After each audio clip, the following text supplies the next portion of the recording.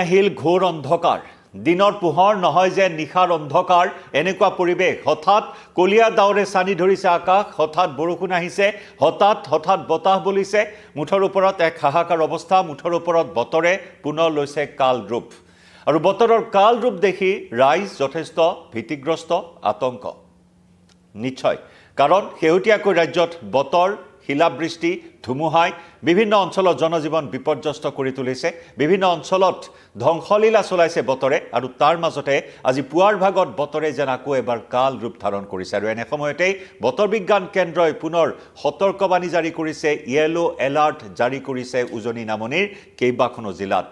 weather update লৈ মই জয়ন্ত মাধৱ গোস্বামী আপোনাক স্বাগতম জনাইছো নিউজ 18 অসম নৰ্থ ইষ্টৰ ডিজিটেল লাইভলৈ প্ৰথমে দেখুৱাই লম কিছু দৃশ্য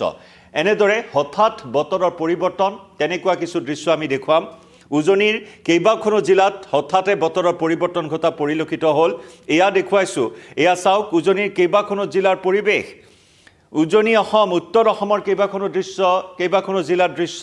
এই মুহূৰ্তত দেখুৱাইছো এয়া চাওক হঠাৎ বতাহ বলিছে হঠাৎ ধুমুহা আহিছে হঠাৎ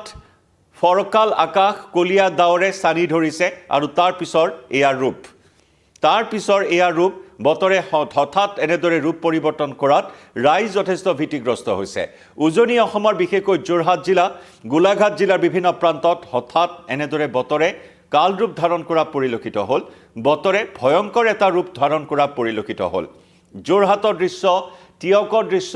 নুমলীগড়ৰ আমি দৃশ্য দেখুৱাইছো আৰু লগতে উত্তৰ অসমৰ ধেমাজিৰ দৃশ্য দেখুৱাইছো এয়া চাওক কেনেদৰে বতাহে ভয়ানক এটা ৰূপ ধাৰণ কৰিছে কলিয়া ডাৱৰে চানি ধৰিছে আকাশ এনেদৰে গোমা হৈ পৰিছে আৰু ঠায়ে ঠায়ে বৰষুণ আহিছে এয়া টিয়কৰ দৃশ্য দেখুৱাইছো চাওক কেনেদৰে দিনৰ পোহৰতে অন্ধকাৰ সদৃশ এটা পৰিস্থিতি ঘোৰ অন্ধকাৰ যেন হঠাৎ নামি আহিল পোহৰত দিনৰ পোহৰ ফৰকাল বতৰ কিন্তু হঠাৎ এই পৰিৱৰ্তন ইয়া চাওক কেনেদৰে কপাহ তুলা উৰাৰ দৃশ্য দেখিবলৈ পোৱা হৈছে ৰাজপথত চানি ধৰিছে সমগ্ৰ অঞ্চল এই বতাহত এনেকুৱা এটা পৰিস্থিতি দেখিবলৈ পোৱা হৈছে আৰু এনে সময়ত আমি জনাও আপোনালোকক যে বতৰ বিজ্ঞান কেন্দ্ৰই কোন কোন জিলাত সতৰ্কবাণী জাৰি কৰিছে আৰু তাৰ সমান্তৰালকৈ গুৱাহাটীৰ খবৰ জনাব বিচাৰিছো গুৱাহাটীতো ধাৰাসাৰ বৰষুণৰ সতৰ্কবাণী জাৰি কৰিছে বতৰ বিজ্ঞান কেন্দ্ৰই আৰু গুৱাহাটীবাসীক সাৱধান হৈ থাকিবৰ বাবেও আহ্বান জনাইছে প্ৰশাসনে বিভাগীয় কৰ্তৃপক্ষৰ ফালৰ পৰা গুৱাহাটীবাসীক বিশেষকৈ সাৱধানতা অৱলম্বন কৰিবলৈ আহ্বান জনোৱা হৈছে কাৰণ বৰষুণ মানে গুৱাহাটীৰ বাবে যেন এতিয়া এক ডাঙৰ অভিশাপ যোৱা দেওবাৰৰ ঘটনাই সকলোকে স্তম্ভিত কৰি ৰাখিছে দেওবাৰৰ সেই ভয়াৱহ অভিজ্ঞতা যিসকলে ঘণ্টাৰ পিছত ঘণ্টা যান-জঁটত ভুগিবলগীয়া হৈছে সমান্তৰালকৈ পানীত আবদ্ধ হৈ থাকিবলগীয়া হৈছে 6-7 দিন ধৰি মহানগৰীৰ বান ঠায়ে ঠায়ে এতিয়াও শুকুৱাই নাই তাৰ মাজতে বতৰ বিজ্ঞান কেন্দ্ৰই পুনৰ সতৰ্কবাণী জাৰি কৰিছে আৰু গুৱাহাটীত কৃত্ৰিম বান সমান্তৰালকৈ ভূমিস্খলনৰ সতৰ্কবাণীও জাৰি কৰা হৈছে তেন্তে আহক আমি চাও কোন কোন জিলাত আজি ইয়েলো এলাৰ্ট জাৰি কৰিছে বতৰ বিজ্ঞান কেন্দ্ৰই আজিৰে পৰা 3-4 দিনলৈ এই আগজাননী জাৰি কৰিছে বতৰ বিজ্ঞান কেন্দ্ৰই আজি যদি চাও 25 এপ্ৰিলৰ দিনটোত কোট কেনে ধৰণৰ বতৰ আছে আমি উজনি অসমৰ পৰা যদি চাও তিনিচুকীয়াত অৱশ্যে বতৰৰ কোনো ধৰণৰ আজি চিন্তাৰ কাৰণ নাই কিন্তু ডিব্ৰুগড়ত আজি বিজুলী ঢেৰেকণিৰে বৰষুণৰ সতৰ্কবাণী জাৰি কৰা হৈছে একেদৰে যোৰহাটৰ কথা আমি উল্লেখ কৰিছো যোৰহাটত ধুমুহা বৰষুণৰ সতৰ্কবাণী আছে ইতিমধ্যে যোৰহাটৰ আমি টিয়কৰ দৃশ্য দেখুৱাইছো টিয়কত পুৱাৰে পৰা বতৰে হঠাৎ ৰূপ সলনি কৰা পৰিলক্ষিত হৈছে একেদৰে উজনি অসমলৈ যদি যাওঁ আমি ধেমাজিটো বিজুলী ঢেৰেকণি ধুমুহা বৰষুণৰ সতৰ্কবাণী আছে একেদৰে লখিমপুৰতো একে ইয়েলো এলাৰ্ট জাৰি কৰা হৈছে মাজুলীত আজি সতৰ্কবাণী জাৰি কৰা হৈছে একেদৰে ইফালে যদি চাই বিশ্বনাথত বিজুলী ঢেৰেকণি বৰষুণৰ সতৰ্কবাণী শোণিতপুৰত আছে আজি ইয়েলো এলাৰ্ট তাৰ পিছত যদি চাই সমগ্ৰ নামনি অসম পৰ্যন্ত বৰষুণৰ সতৰ্কবাণী জাৰি কৰা হৈছে কামৰূপত বিজুলী ঢেৰেকণিৰ বৰষুণৰ সতৰ্কবাণী জাৰি কৰা হৈছে কামৰূপ মেট্ৰ'বাসীৰ বাবে আমি ইতিমধ্যে উল্লেখ কৰিছো বতৰ বিজ্ঞান কেন্দ্ৰৰ কিছু সাৱধানতা অৱলম্বন কৰিবলৈ আজি আহ্বান জনাইছে ভূমিস্খলনৰ ভয়াৱহতা আমি দেখিছো গুৱাহাটী মহানগৰীত কৃত্ৰিম বানে কেনেদৰে জুৰুলা কৰি কৰি আছে মহানগৰবাসীক যাতায়াত যোগাযোগ যেন সম্পূৰ্ণৰূপে বিচ্ছিন্ন হৈ পৰে কৃত্ৰিম বানৰ সময়ছোৱাত দুৰ্ভোগৰ ওপৰত দুৰ্ভোগ ভুগিবলগীয়া হয় মহানগৰবাসীয়ে কৃত্ৰিম বানত থকাৰ সমান্তৰালকৈ খোৱা পানীৰ তীব্ৰ নাটনিয়ে দেখা দিয়ে এই কৃত্ৰিম বানৰ সময়ছোৱাত মহানগৰবাসীৰ মাজত গতিকে তেনেধৰণৰ যাতে পুনৰ ভয়াৱহ পৰিস্থিতি এটা সৃষ্টি নহয় তাৰ বাবে আগতীয়াকৈ ৰাইজক কিছু সজাগ হৈ থাকিবলৈ সাৱধানতা অৱলম্বন কৰিবলৈ প্ৰশাসনে এই মুহূৰ্তত আহ্বান জনাইছে বাকি যদি চাই কামৰূপ মেট্ৰ কামৰূপ ৰুৰেল ইফালে নলবাৰী বৰপেটা বঙাইগাঁও বাক্সা চিৰাং ইফালে ধুবুৰী দক্ষিণ শালমাৰা মানকাছৰ গোৱালপাৰা বঙাইগাঁও সকলোতে কিন্তু বৰষুণৰ সতৰ্কবাণী জাৰি কৰা হৈছে ইফালে ডিমা হাছাওতো বিজুলী ঢেৰেকনি ধুমুহাৰ সতৰ্কবাণী ইফালে বৰাকৰ কাছাৰ জিলাত ইয়েলো এলাৰ্ট জাৰি কৰা হৈছে সামগ্ৰিকভাৱে এয়া আজি 25 এপ্ৰিলৰ পৰা আগন্তুক 29 এপ্ৰিল পৰ্যন্ত 3-4 দিনলৈ বতৰে কালৰূপ ধাৰণ কৰিব বুলি কিছু সতৰ্কবাণী জাৰি কৰিছে বতৰ বিজ্ঞান কেন্দ্ৰ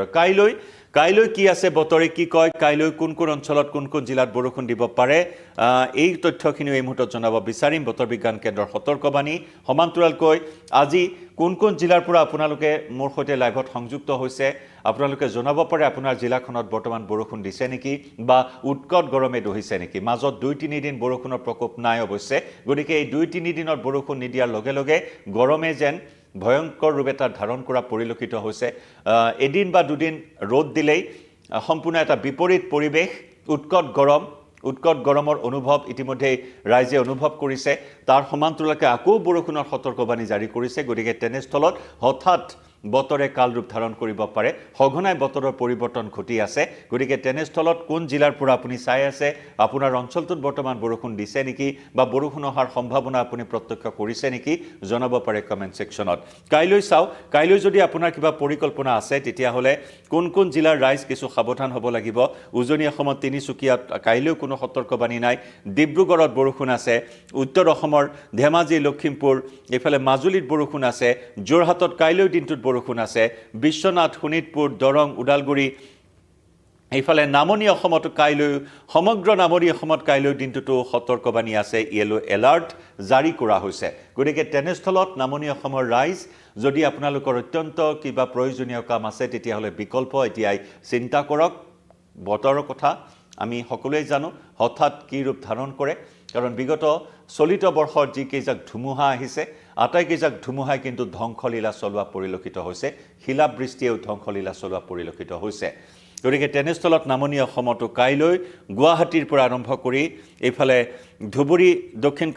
দক্ষিণ শালমাৰা মানকাছাৰ পৰ্যন্ত ইয়েলো এলাৰ্ট জাৰি কৰা হৈছে ডিমা হাছাওতো কাইলৈ ইয়েলো এলাৰ্ট জাৰি আছে কাছাৰতো কাইলৈ দিনটোত সতৰ্কবাণী জাৰি কৰা হৈছে 27 এপ্ৰিল আমি দেখুৱাই লৈছো এবাৰ